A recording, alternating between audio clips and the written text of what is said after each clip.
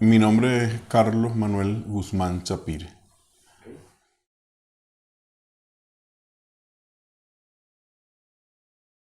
Sí, bueno, esa yo creo que es la pregunta, ¿no? De las preguntas, porque la vocación sacerdotal nace, creo yo, justamente del amor, ¿no? Nace del amor. O sea, cuando uno responde a Dios, cuando uno tiene la intención de servir a Dios, de servir a Jesús, lo hace porque quiere amar, ¿no? Toda vocación, todo hombre o mujer que quiere responder a Dios es justamente por amor. Es por amor, en primer lugar, a Jesús, ¿no? Que ha llamado. Y la respuesta que damos es justamente por ese amor a Jesús. En segundo lugar, amor a los hermanos, a las personas, ¿no? Amor al prójimo. O sea, la entrega en el sacerdocio es como una de las máximas vocaciones que despliegan de alguna manera ese amor al prójimo que pide Jesús, ¿no? También las otras vocaciones, ¿no? La vocación a la vida matrimonial, toda vocación, ¿no? Despliega ese amor, pero la vocación al sacerdocio, ¿no? Lo despliega con un carácter de especialidad, ¿no? Y también la vocación religiosa. ¿Por qué? Porque hay una exclusividad, ¿no? Nos consagramos exclusivamente al Señor. Y si no fuera por ese amor exclusivo, más no excluyente, sino exclusivo, es decir, consagramos especialmente a Él para los hermanos, no tendría sentido nuestra vocación. No tendría sentido ser sacerdote, no tendría sentido servir, porque somos sacerdotes para servir, ¿no? Y el servicio tiene que estar mediado justamente por el amor. El amor a la vocación, el amor a la respuesta, el amor a Jesús, el amor a las personas. Creo que por ahí va la respuesta, ¿verdad?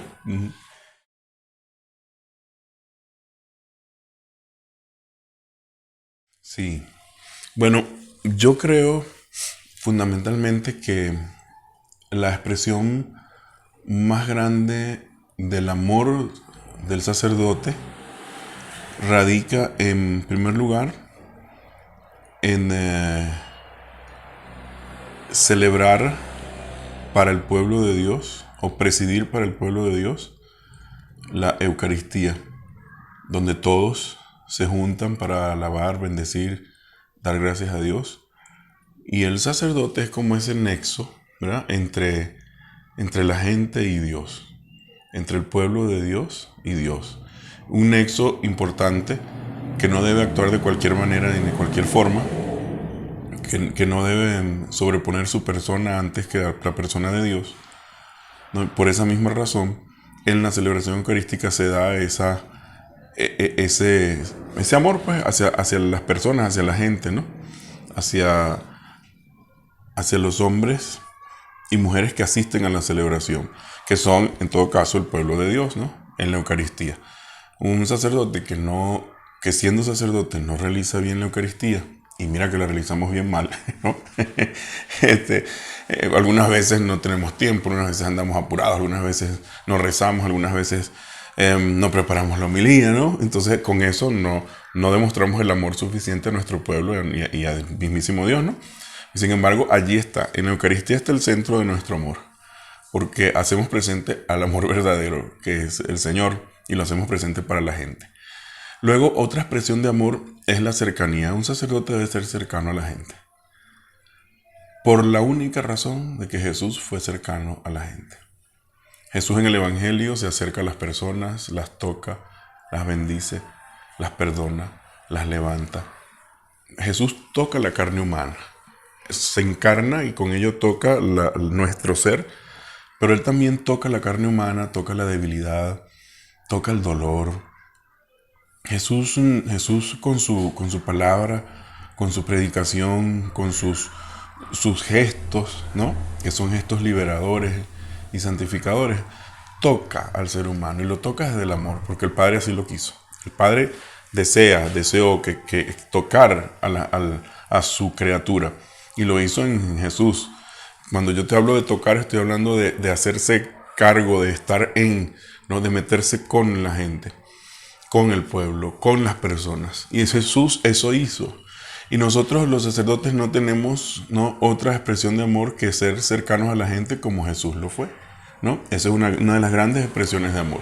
Y eso se debe notar en el servicio que prestamos a las personas, en los sacramentos también que ofrecemos a las personas, especialmente los sacramentos de curación, la visita a los enfermos con la confesión y el, la unción de los enfermos, la confesión de las personas que están sanas pero que se acercan a conversar contigo, las obras que podemos hacer de caridad para con las personas que se acercan a la comunidad, la cercanía con toda la gente. Yo creo que ahí está la clave para hacer cualquier tipo de pastoral mediada por el amor de Dios, en la cercanía a la gente.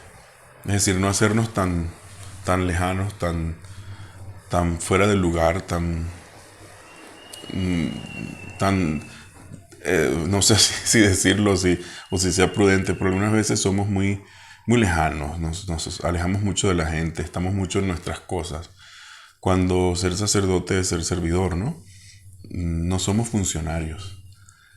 Podríamos parecer funcionarios en una oficina, podríamos parecer funcionarios haciendo nuestras cosas y de ahí en adelante no hay espiritualidad, no hay más nada. Pues no somos funcionarios, somos servidores. Y como servidores, nuestro carisma, nuestra espiritualidad, todo se centra en Jesús. Y Jesús no fue un funcionario, ¿no? No fue fariseo, no fue un sumo sacerdote ni maestro de la ley. Fue un hombre que es Dios, ¿verdad? Que amó y amó profundamente entrando en relación con las personas. Si nosotros no tenemos esa relación que mediada por el amor, no hacemos casi nada, ¿no? Solo somos unos simples funcionarios.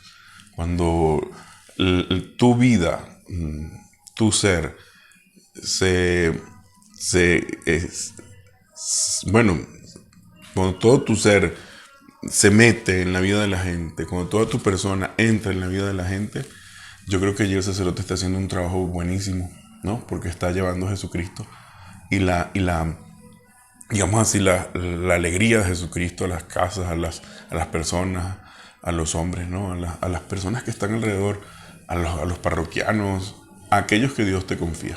Yo creo que por ahí va la respuesta a tu pregunta, ¿no? Creo que es un poco por ahí, pienso yo, que podríamos responder así. ¿Sí?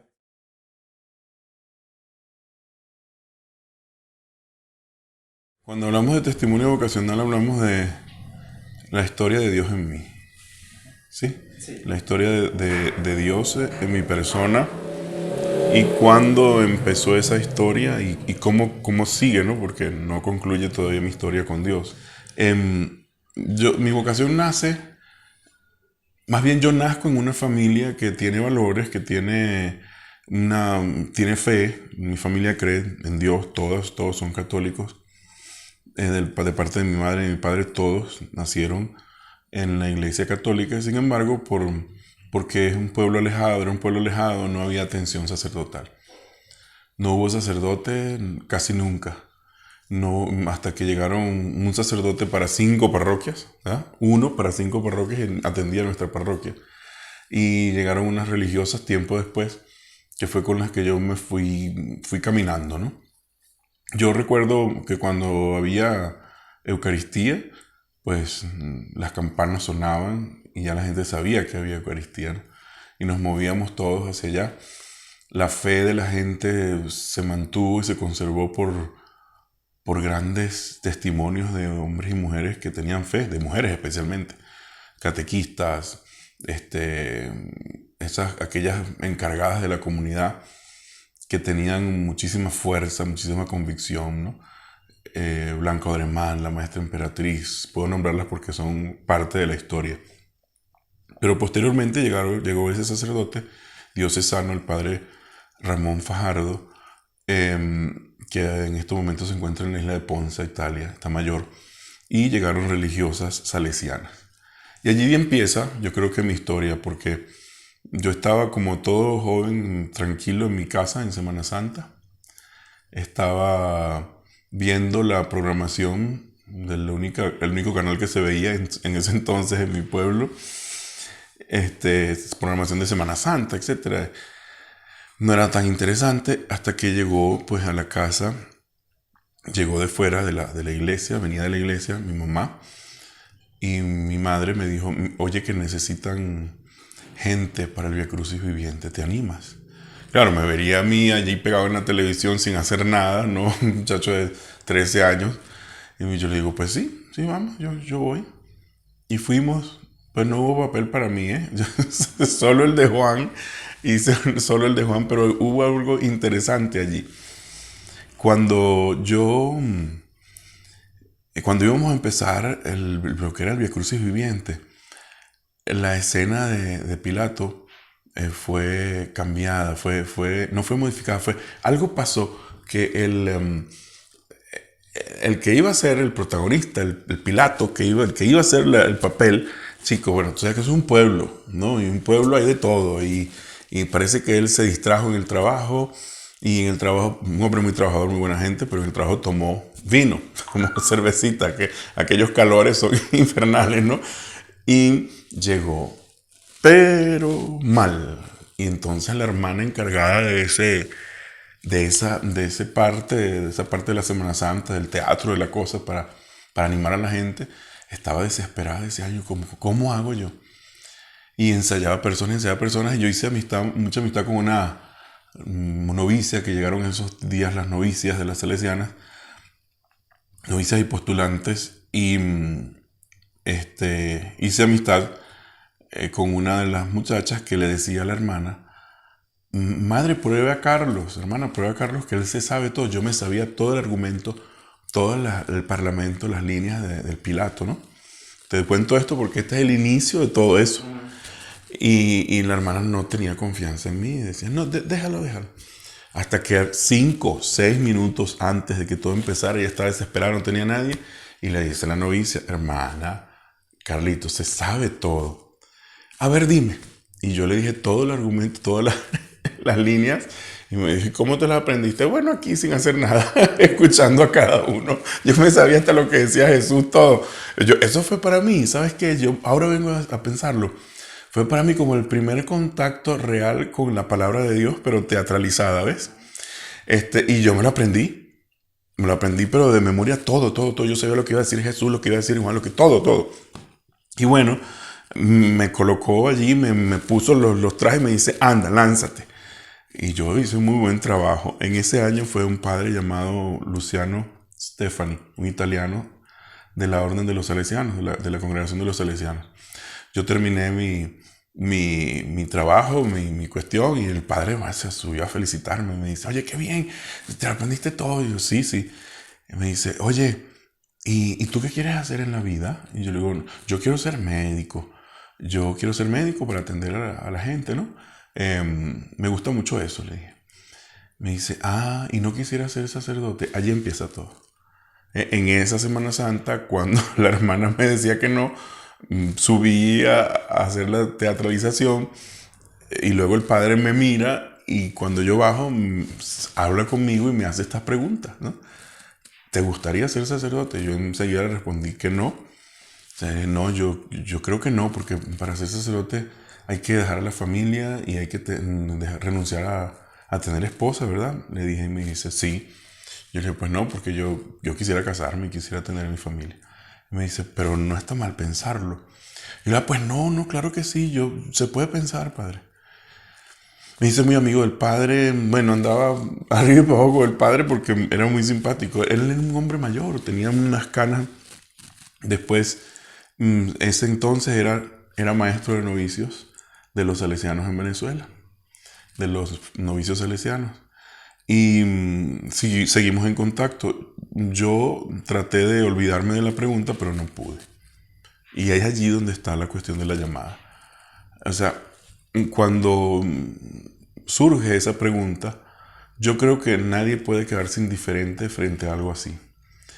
Yo empecé a ir luego de la Semana Santa, empecé a ir con las hermanas para prepararme para la confirmación. No tenía la confirmación. Y las hermanas me prepararon. Fueron 2 años de preparación. En Venezuela los itinerarios son distintos, ¿no? Y tuve una catequesis bien interesante, bien bonita y muy llena de experiencias. Recuerdo que la hermana, primero Sor Lourdes, empezó nuestro proceso de confirmación. Lourdes Reyes nos llevaba luego me cuento yo en Colomos esa historia, ¿no? Siempre, cuando hablo de esto, de la vida vocacional, nos llevaba, todos los jóvenes en la confirmación, nos llevaba a un lugar, a un barrio de ahí mismo de nuestro pueblo, donde habían unos patios grandes de mango. Y nos tocaba atender a muchos muchachitos así pequeñitos y todos sucitos y feitos, ¿no? Que andaban todos moquientos.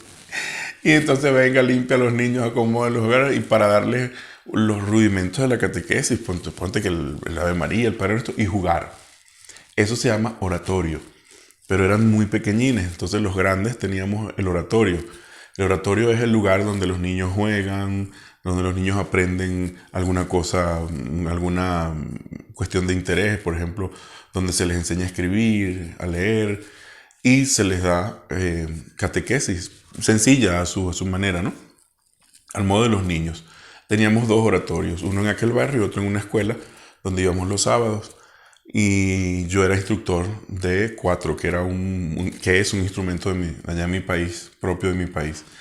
Empecé a trabajar con las hermanas. Entonces mi confirmación me dio pie a que empezara un trabajo entre niños y jóvenes, ¿no? En los oratorios, en esos 2 oratorios. Era una belleza. Quedábamos muy cansados porque además el domingo las hermanas nos invitaron, como sabíamos tocar guitarra y todo eso, empezamos a tocar guitarra con Sor Lourdes, que nos enseñó. Las hermanas nos invitaban entonces a lo que llamamos los caseríos. Aquí ustedes los llaman los ranchos, ¿no? Los ranchitos, no. Allá son caseríos, que son pueblos pequeños con su capilla. Entonces íbamos, llamamos a la gente puerta por puerta, las hermanas hacían la celebración, nosotros tocábamos. Yo recuerdo que tenía un coro muy bonito de jóvenes en una población llamada El Miamo. Y eso fue haciéndose cada vez más bonito, más profundo, más intenso. Cuando la hermana Lourdes, yo le digo, pues yo, estando en la confirmación, todavía me hago esa pregunta que me hace el padre. Sirviendo a los niños, me hago esa pregunta. ¿Qué puedo responder? ¿No? Y ella me dice, no te preocupes, vamos a ir despacio, vamos a ir poco a poco, yo te voy a acompañar. Esa religiosa me hizo ir hasta los encuentros vocacionales que se realizaban en Caracas, en la capital. De mi pueblo a la capital son 12 horas en autobús. Y tenía yo que pedir permisos porque era menor, tenía ya entonces 14 años. Entre 14 y 15 años, mi primer encuentro estaba yo en el 4º de bachillerato. Y pasé al 5º de bachillerato, que es como la prepa. Y luego quedé justamente en ese encuentro al que fui, quedé de prepostulante, es decir, que podía ir a los encuentros, ¿no? Los 4 encuentros que se dieron en el año. Yo hice mi encuentro, luego a Lourdes la cambian a África. La cambiaron a África, eso fue una de las cosas más difíciles de mi vida porque estaba muy bien con ella. Y luego viene una italiana muy linda que se llama Sor Silvana Tofanín. Yo me acuerdo que Sor Silvana se montaba en bicicleta para buscar a los muchachos para ir al oratorio, ¿no? Porque en su pueblo, en Italia, un pueblo italiano, no había carros sino bicicletas. Entonces ella lo manejaba muy bien y llevaba a los muchachos. Los jóvenes y la gente del pueblo le decía la monja en bicicleta, ¿no? Y muy linda, Silvana. Fíjate que ambas murieron. Sor Lourdes murió este año en febrero. Silvana murió el año que yo me hice diácono. Porque esa es otra historia también del paso de Dios, ¿no? Por mi vida. Entonces, ese trabajo con las hermanas, esos encuentros me llevaron a pensar, ¿no? Que sí, que yo podía servir al Señor. Pero los encuentros ciertamente eran en Caracas, no eran en la región, eran con los salesianos, no era con los diocesanos. Yo entré en primer lugar con los salesianos. Y mira qué cosa más bonita, yo entré al prenoviciado, hice mi prenoviciado, y cuando entré al noviciado, el mismo que me hizo la pregunta sobre si quería ser sacerdote, fue mi maestro de novicios, ¿no?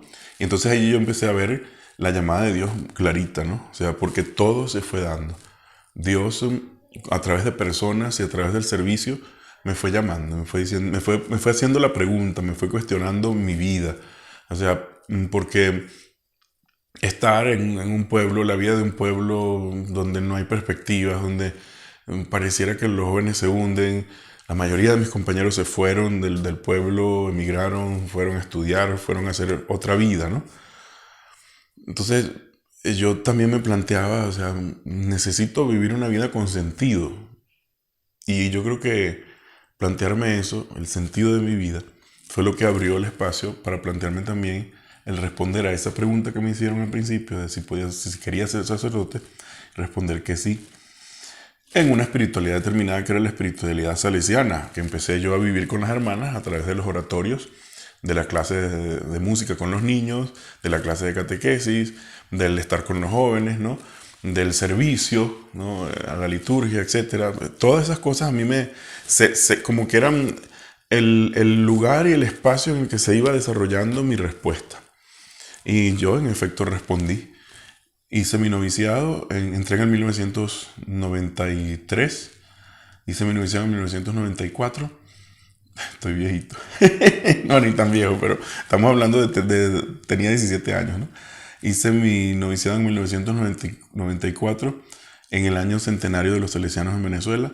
Profesé el 16 de agosto de 1995. Luego hice 3 años de posnoviciado. En esos 3 años renové año tras año mis votos de pobreza, castidad y obediencia. Y luego me mandaron a una experiencia en las comunidades. Fui a 2 comunidades. El primer año fui a la comunidad de la Isla del Ratón, una comunidad misionera, porque yo tenía ganas de ser misionero. De hecho, hice una petición muy expresa para ir al África. Y mis formadores me mandaron a misiones. Hice misiones entre los indígenas Jibi Jibi, no me acuerdo, y Piaroa. Eran 2 grupos étnicos. Era un internado indígena, el internado de las niñas, que atendido por las salesianas, el internado de los jóvenes, de los varones, atendido por nosotros. Y dábamos clase y le damos instrucción religiosa, y además de instrucción religiosa manejábamos cuestiones para la vida, ¿no? Era una escuela agrícola. Y en esa escuela agrícola aprendimos muchísimo y enseñamos también muchísimo a los jóvenes.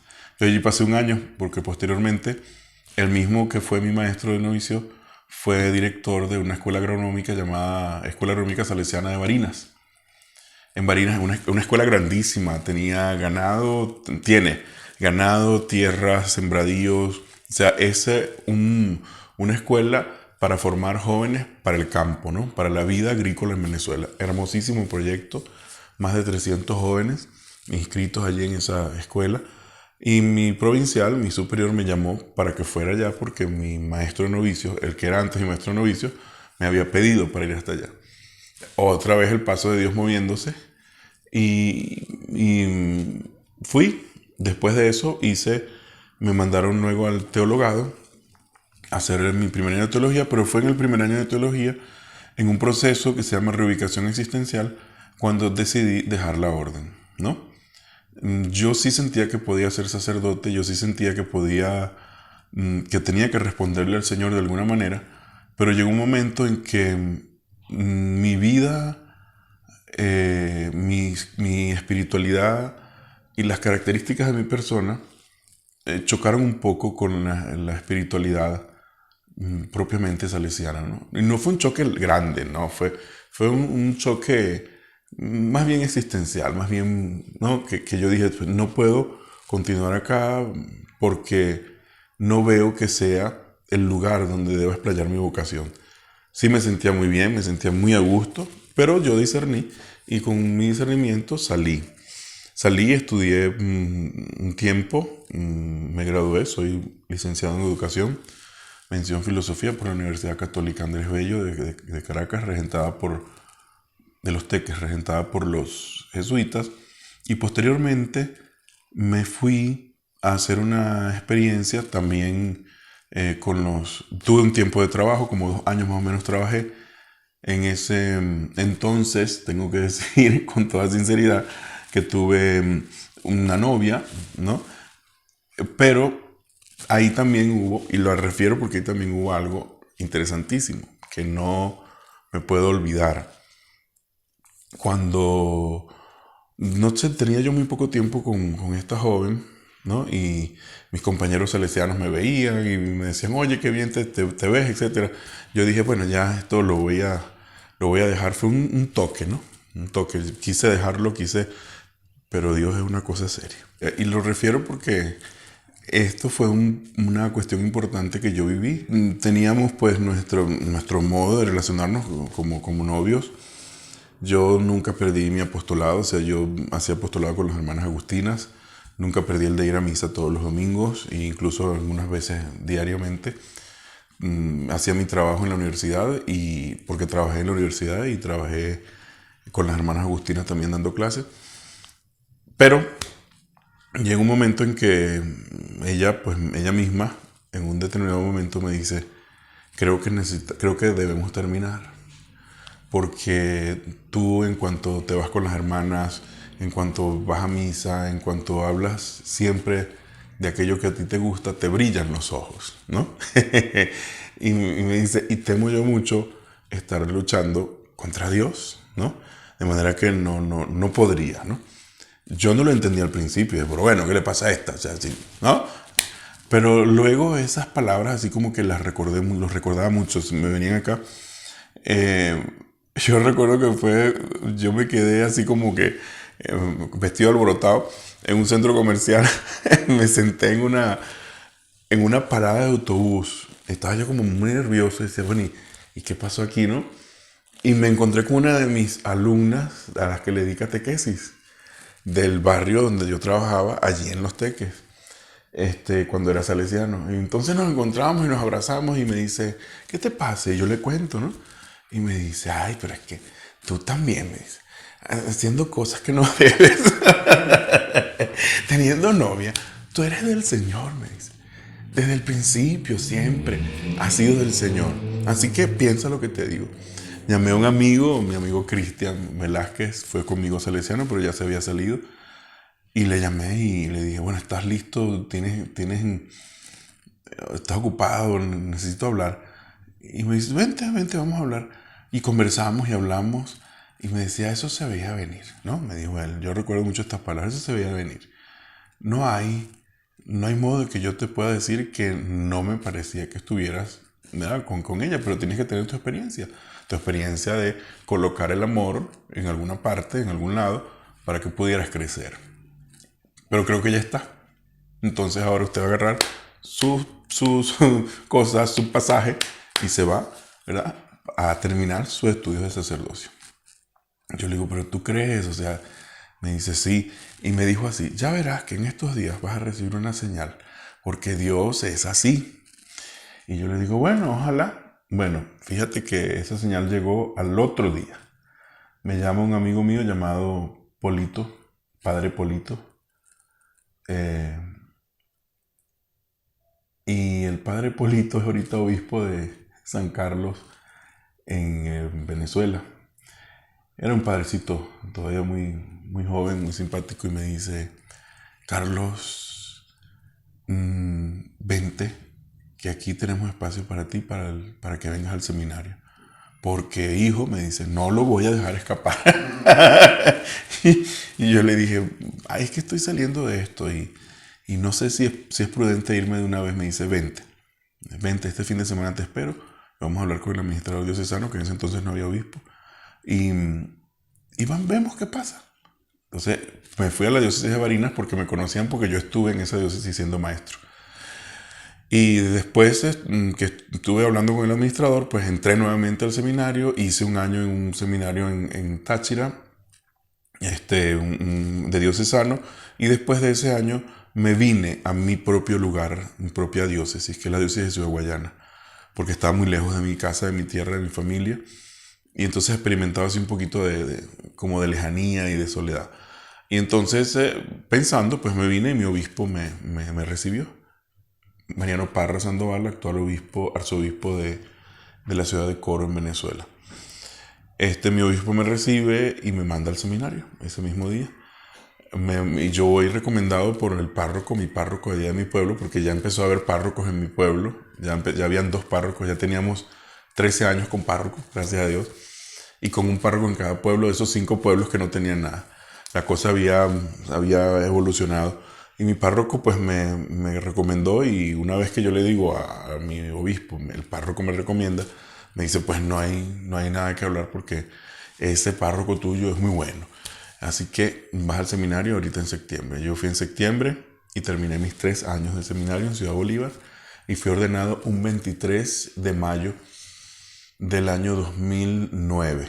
Fui ordenado diácono el 1 de mayo del año 2008 y fui ordenado sacerdote el 23 de mayo, víspera de la ascensión del Señor en el año 2009.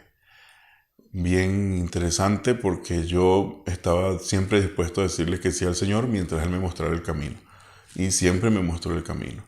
Con mis obispos, con mis sacerdotes, mis amigos sacerdotes, con mis formadores, con las religiosas, las que siempre estuvieron en mi camino, con las personas en las que siempre me animaron a decirle sí al Señor. Y fíjate que estuve en mi diócesis, éramos muy pocos. Ahorita hay más sacerdotes, han ordenado más jóvenes. Fui párroco, creo que la primera, ¿no? Me hicieron primero administrador parroquial y después párroco. En mi primera parroquia tuve 6 años en una parroquia popular muy extensa, de 60,000 habitantes. Nada que ver con estas parroquias pequeñas, ¿no? Unas parroquias muy grandes, de mucha gente, y donde teníamos que hacer, un solo sacerdote tenía que hacer milagros, pero ahí también me sentí muy bien. Yo pertenezco a una asociación. En ese proceso de ordenación me afilié, digamos, primero por simpatía, ¿verdad?, a una asociación llamada Asociación de Sacerdotes del Prado, que profundizando la espiritualidad diocesana hacen estudio de evangelio para conocer más a Jesucristo y ser más eficaces en el apostolado, revisión de vida de equipo y todo esto, y cuaderno de vida, y todo esto en pos de aumentar, ¿no?, favorecer, fortalecer la espiritualidad propiamente diocesana. Y es bien interesante porque de allí nace el hecho de que yo tenga una determinada espiritualidad para vivir en la parroquia, ¿no?, para ser párroco o para ser diocesano, o para ser vicario, lo que sea. Pero lo importante es que esa vivencia nos ayude a ser más eficaces y más discípulos. Y allí estoy, o sea, y cuando me vine a México por la situación de mi país, encontré ese espacio del Prado aquí en México. Estoy yendo todos los meses. Estoy tratando de responder, pues, a lo que el Señor me va pidiendo. Te digo que en Venezuela enseguida fui párroco y después fui vicario de pastoral. Ayudé mucho a mi obispo en esto de la pastoral porque él me mandó a estudiar pastoral. Y hicimos un buen trabajo, pues, hasta que el momento en que Dios creo que me inspiró a venir en un momento muy difícil de mi vida y de la vida de Venezuela, de mi país. Y bueno, yo ya estoy aquí, ¿no? Estoy aquí y voy a cumplir 4 años el 27 de septiembre. Tengo mi visa permanente. Y yo le he preguntado al Señor, ¿por qué me tienes aquí, no? Porque eso todavía es parte de la historia que tiene Dios conmigo, ¿no? ¿Por qué pudiendo estar en mi país, teniendo quizá puestos importantes o cosas que iban caminándose hacia lo importante, me tienes aquí? Y yo creo que el Señor me ha respondido. En primer lugar, porque en mi país se acabó el Prado, se terminó, el último sacerdote paradosiano que había murió. Y me vine aquí a buscar esa espiritualidad, y lo hice con mucho empeño, porque aquí son ya como un poco más, son como 80 pradosianos en casi todo México, ¿no? Y nos reunimos, generalmente nos reunimos en vía online o nos reunimos en grupo. Aquí en una asamblea nacional me hicieron coordinador de Guadalajara, del equipo de Guadalajara. Y bueno, yo acepté, aún no siendo, no afiliándome, no teniendo firma, por así decirlo, ni afiliándome permanentemente, pues acepté, y estaba el superior, el encargado, el animador general, y me dijo, acepta, y esa aceptación puede que te ayude a que podamos hacer algo más, ¿no?, con tus promesas. Yo todavía no he hecho promesas temporales en el Prado, entonces esto podría ayudarme. Y acepté. Creo que por el Prado estoy aquí también. Estoy aquí porque Dios también tiene un plan maravilloso, ¿verdad? Ya tú ves cómo la gente aquí ha colaborado muchísimo con esto de la situación de Venezuela. Hemos ayudado a algunos sacerdotes, y con mis recursos, pues, que no son muchos, he ayudado también a mi familia. Y creo que por algo estoy aquí, porque Dios así como hizo como José, que fue desterrado, ¿no? Dios también me pone aquí en un destierro querido, por supuesto, porque a mí me encanta México, me fascina México y su gente. Este, Me ha puesto aquí justamente también para ayudar, ¿no? Ayudar. Yo creo que eso es parte de mi vocación.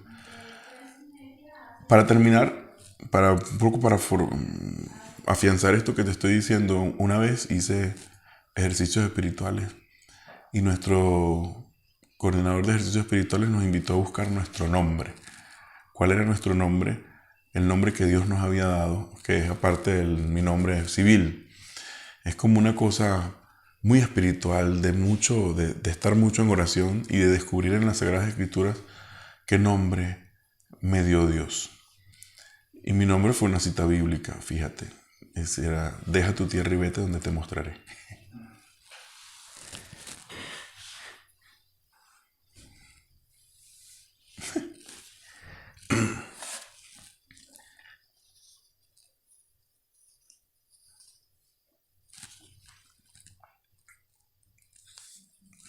Y yo creo que esa es mi vida, ¿no? Lo que ha hecho Dios conmigo va por ahí, por ese camino. Dejar la comodidad, dejar los grandes puestos, dejar las grandes cosas que obnubilan la mente y entrar en el espacio donde Dios quiere, en el lugar que Dios quiere. Y ese lugar, yo creo que pudo ser África, ¿verdad? Hoy es México, pero ese lugar es el lugar que Dios desea para mí, ¿no? Y descubrirlo me llena como de gratitud. O sea, a mí se me saltan las lágrimas solo el hecho de entender cómo Dios ha movido los hilos de mi vida, más nada. Y cómo la vocación se hace tan exacta en mi existencia, ¿no? Que yo digo, oye Señor, pero yo no merecía tanto, ¿no?